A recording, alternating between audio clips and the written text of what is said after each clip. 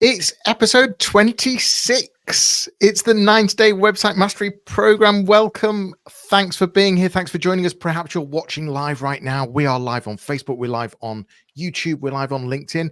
Perhaps you're listening to us on the podcast or on the repeat. However you're here, welcome. Thanks for being here. As I said, it's episode 26. We wanted to find a way to continue to share more advice and insights about making your website work harder and for you to feel proud about your website again. In each episode, as always, we have 4 segments. We have the You Ask, We Answer, where we take a question submitted from the community. We've got segment 2, which is website stories, where we feature an article or a podcast or something that we've recently seen. The website engine room is our 3rd section, where we share an app of our choice. Pascal shares one, I share one, something that's going to make your life easier as a website manager and content creator. And lastly, of course, we finish with the website call to action. Every piece of content should finish with a call to action. And so our last segment is the website call to action, where we give you one change or adjustment that you should be making to your website right now. So let me welcome my co-host, Pascal. You all right? Very well. What an introduction. Well done you to remembering all these things. So yes, we've been working behind the scenes, researching, gathering information that really it's all about reclaiming your online space. And on the website is very, very important. When we see what's happening with social media and the weird changes to SEO with AI and so on, it's really a good time now to go back to the website, to reflect on the kind of experience you want to provide to your online visitors and make those small practical adjustments. Let's find out what we're going to talk about in You Ask, We Answer.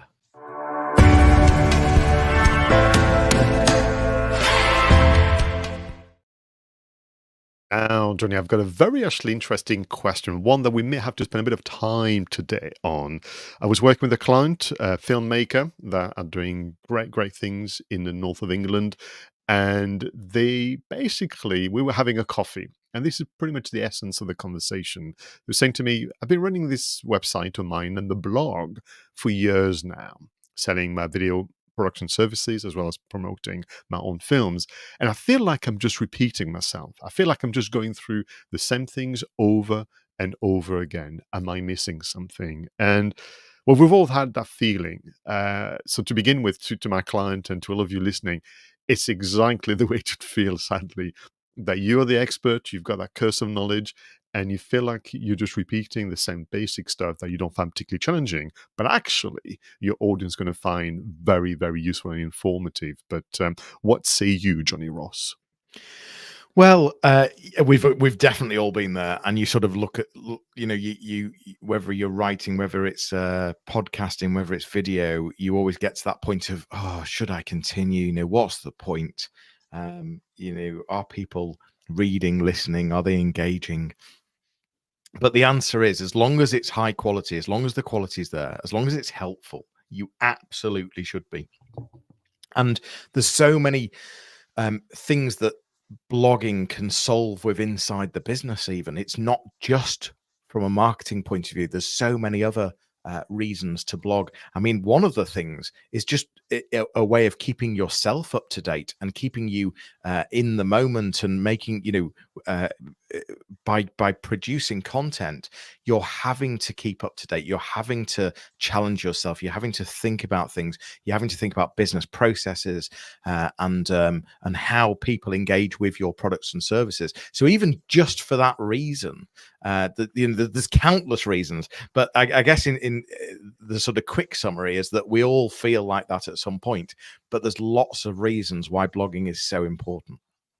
I like what you've said about, we should allow ourselves to do content creation, which is more for us, for the team, and for internal purposes, almost kind of creating a knowledge bank that others can then use, not always doing something solely for the client. But I wonder, and that's something you and I have tackled in the webinar series when we launched the program, whether the challenge or the solution begins by challenging the term blog, those 4 letters that somehow are so meaningful they become meaningless. I mean, if I say blog, what does it conjure up in your mind compared to the person next to you?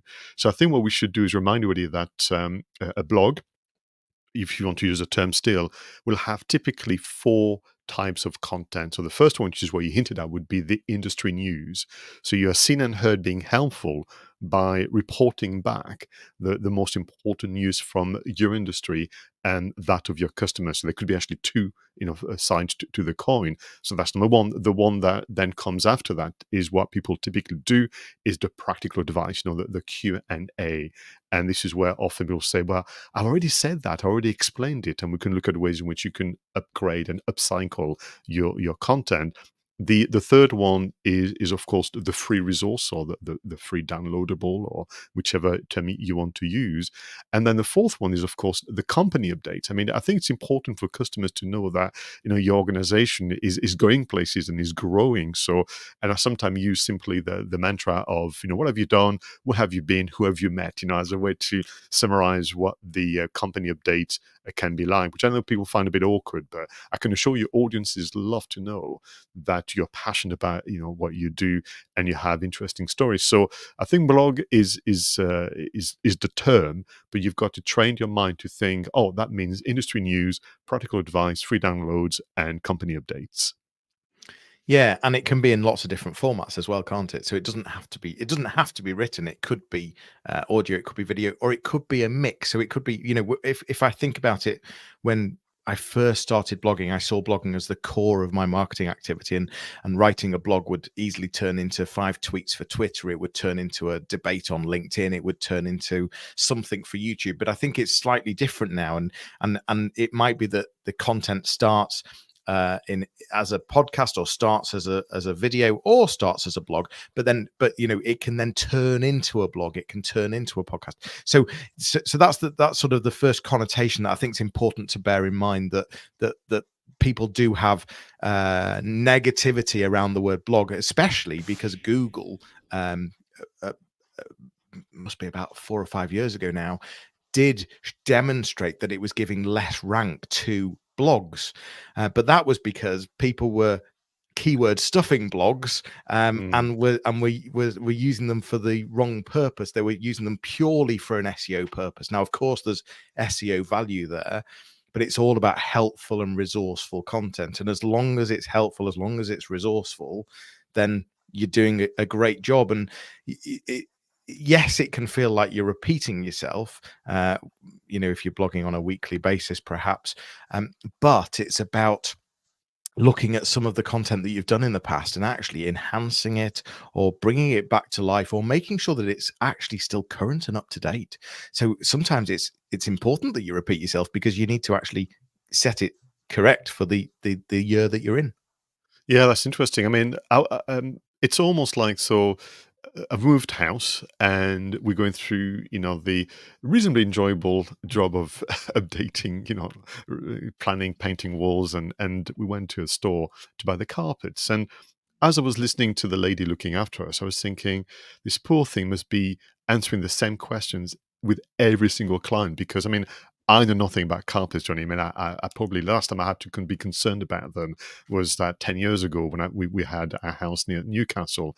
So, and I'm thinking, but that's the job, isn't it, Johnny? That you're the expert. People come to you as a newbie all of the time. So how do you deliver the message in a way that is enjoyable to you? Do you change format? Do you change storytelling as well? But for me, it's also something we shared in website call to action. Look at your stats. Look at the best performing articles, and do they need just that element of re-updating? I've seen some clever things where people record a 90-second video summary about what the article is about. I've seen people embedding social media reactions. So you can do a lot of things that are not particularly time consuming to kind of bring that. But that's the job. You have to repeat the basics over and over again. And I would say, if you are stuck in that feeling like you're repeating yourself and not really, should you be doing it, it's time to revitalize. And it's time to, one of the best ways to do that is to feed yourself full of ideas and information. So subscribe to competitors, subscribe to industry related news, follow people on Instagram, on TikTok that are doing similar things to you, similar products or services to you. Look at the competition. It's so important, because you can so easily get left behind, but at the same time you can learn things and start talking about these things. And you can still come across as the expert as long as you own the content. That's the most important thing. It's owning it, and it's putting yourself in the minds of the clients and your customers and thinking, what are their problems and how can I solve them? And what are the things that I can tell them that are really going to help them engage and understand that we're the right people? And lastly, that thing about company updates. Well, that's about the personality, isn't it? People buy from people they like, brands they like. And the only way that you can get people to like you is by, one of the biggest ways I think of getting people to like you is showing personality. So revitalize and show personality and start engaging more online. Super. I always knew it was going to be a longer one, of the you ask, we answer, but it's so important because it's so emotionally charged, and really for me the message is, if you're feeling that way, it's not equal. I'm doing something wrong. It's literally, it's just the way it is, and take it back to the work that you do, all of you. And when you have a brand new client, you're going through the kind of the onboarding, if you like the term or whatever. It's always the same bit that you have to go through, and it makes sense to me that the website activities will give you the impression they are repetitive, but it's over to you to make it as enjoyable as possible. I tell you what, it's time to move on to our next segment, website stories. Which I am extremely excited about because I've got a sneak peek of what this one is. So let's dive in.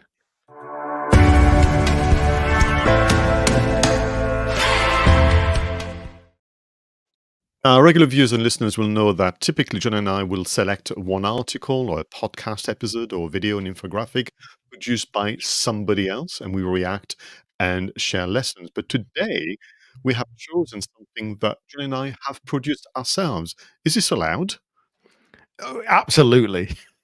So Totally. listen, we hinted last episode that with number 25, it so happens that if you do the maths, particularly when you think about the website engine room, we reached this incredible number of 50 website apps, tools, and tech that can really make a big difference. And we were thinking, what would be a helpful, meaningful way to allow you, viewers and listeners, particularly our regulars, to have access to this? And we came up with this idea of compiling and condensing all of this into an ebook called The Ultimate Website Toolkit Volume 1.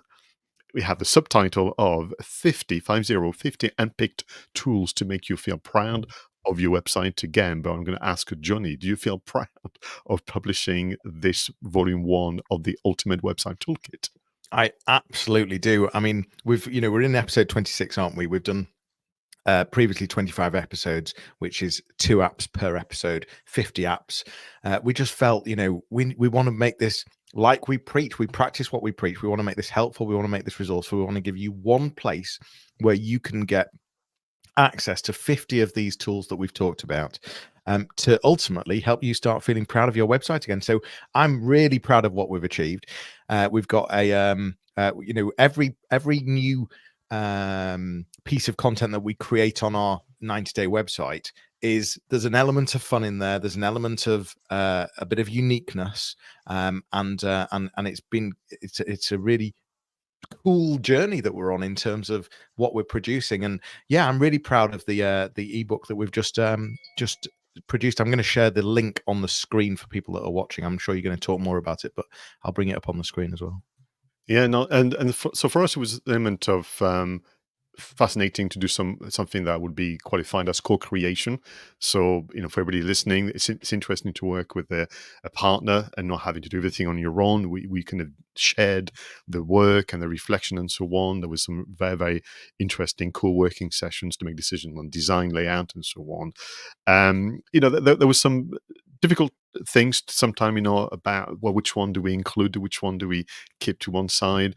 We did consider whether or not they should be grouped, but we thought, no, actually the pleasure is in the pick and mix. So what you'll find, all of you, is that you're given always 2-3 options, whether it's about video editing and publishing, whether it's about keyword research, whether it's about website testing. You'll find that we cover all aspects of website management. Now, of course, the intention is not for you to use all 50. That wouldn't be particularly technically wise, but within the 50, you should find a handful that can make a huge difference now. And I will confirm that all 50 have been tested and it's like got the seal of approval from Jonny and I. So, and we use a vast number of those for sure. Yeah, and if you're listening, the link will be in the show notes. It's the 90daymarketingmastery.com/e-book. If you're listening or watching live, you've got early access because this is not live on the front of the website. It's not there's no links on the website to get there. The only way you're going to get there is by following the link that we have shared with you today. And so as a live listener or a live viewer, you've got early access, of course. Yeah, we want feedback. You know, what tools have we missed? What tools do you think should be in volume 2? And are there any tools? What do you think of the tools that are in volume 1? Are the ones that, you know, you get on really well with? Are the ones that you struggle with? What do you think as well? But yeah, these are tools that, as Pascal have said, we personally use or we use with our clients. We've got lots of experience with them, and we just wanted to share it, didn't we? Yeah, absolutely. And there would be some AI tools, but not too many. We didn't want to make it too much of the AI website toolkit. You know, that may come later. And actually, on that very point, you know, are testing regularly AI tools, and they're not all good. You know, there is a small number that I'll mention, but generally, those tools have been around for a number of years and used by you and our clients. So for me, super excited to make the announcement, super excited to give our live viewers and listeners and probably social media followers a 48 hours window to kind of go in, download, consult, and get back to us. And then it would be public knowledge next week, I would imagine. Very, very exciting indeed. So please do download and let us know and share and tell us what you think. And meanwhile, we'll carry on working on volume 2. And to do that, we're going to move straight into our next segment. So these are going to be some of the first tools that are going to be in volume 2 because we're on episode 26. So we're going to go into the website engine room.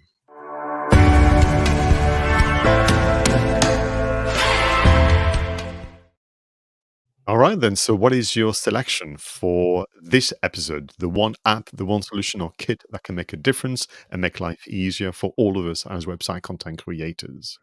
So this is spyfoo.com is what I'm bringing up for episode 26.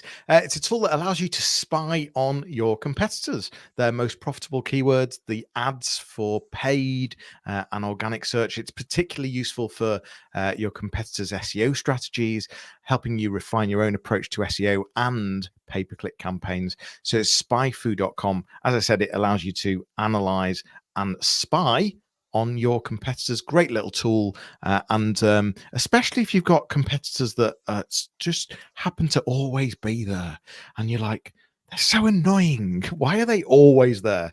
Well, why not use spyfoo.com to see what their SEO strategies are?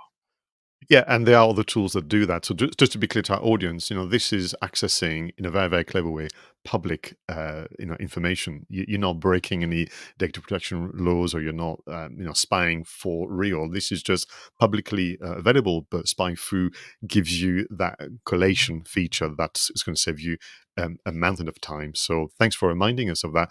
So for me, I wanted to actually this is a pure accident. I can't be accused to be smarter than I am, but this is actually linking to our discussion in your Ask We Answer about this idea of motivation, thinking I'm repeating myself. How do I update, upcycle the content? And I came across a platform that allows you to do a content outline generator using a bit of AI auto magic. So I want you to imagine a situation that maybe you're planning your next long form article or podcast or video.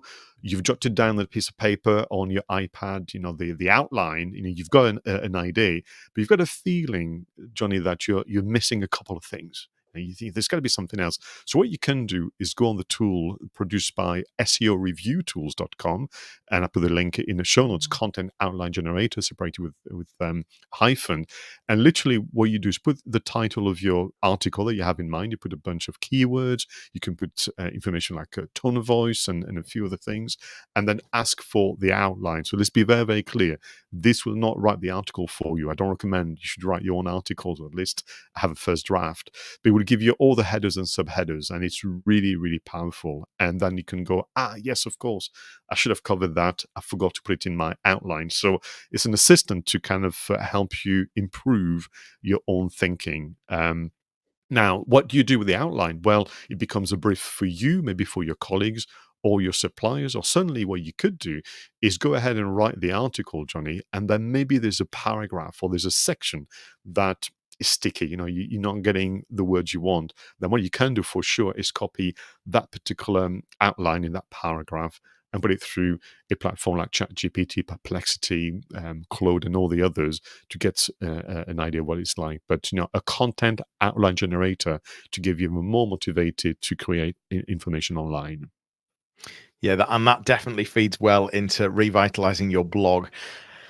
So thank you for sharing that. We're not on commission with these tools, by the way. It would be nice if we were. There's lots of tools that do lots of similar things. But it's about just finding the tool that works for you. So yeah, it's good that we're highlighting, even if there's a tool that can do the same thing, you might find that it's a lot easier using one than the other. So that's why we share some of these, and great on the content outline generator. I like that. Yeah, absolutely. And for sure, if people think, I kind of like what it does, but I don't like the way it does it, then always go to that website called Alternative 2 and then punch in the URL. And then, people have done a lot of work to find, actually secondary and tertiary options. So very, very helpful. As it's time for people to do something on their website. We're going to move on to our final segment, the website call to action.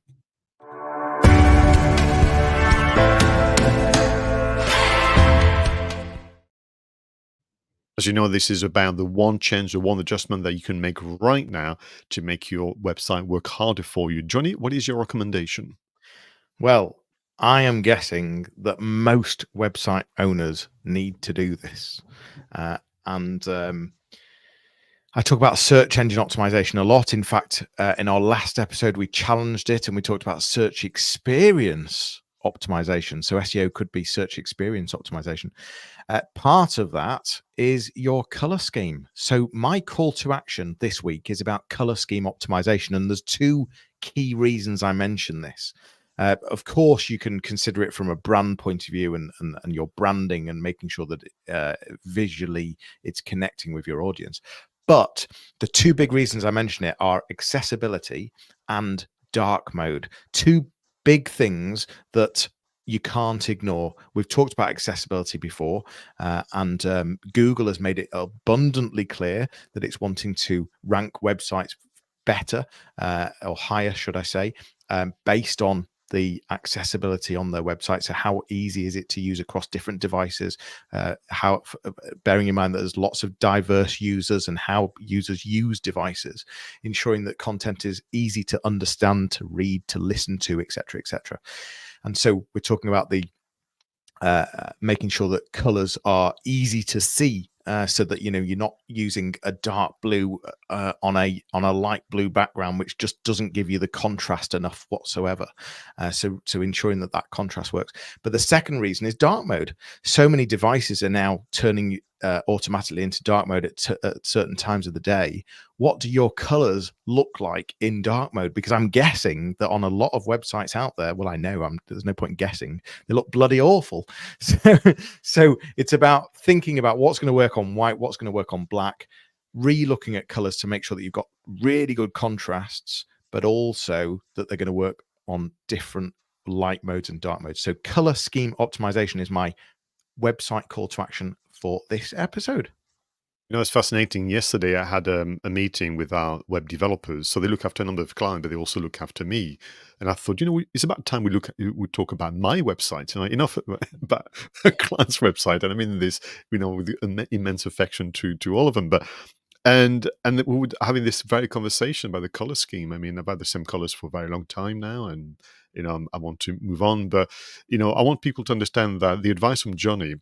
Sometimes with accessibility, it feels going to be hard. It feels a bit of a chore, feels a bit of a gimmick. But actually, when you follow the rules, it improves your designs, in fact, because the color coordination and matching and sometimes contrast work much better. But certainly the dark mode is fascinating because we used to do dark for like websites in the early 2000s, you remember? And they Yeah. really went out of fashion. People hated them, but now it's come back. It's fascinating.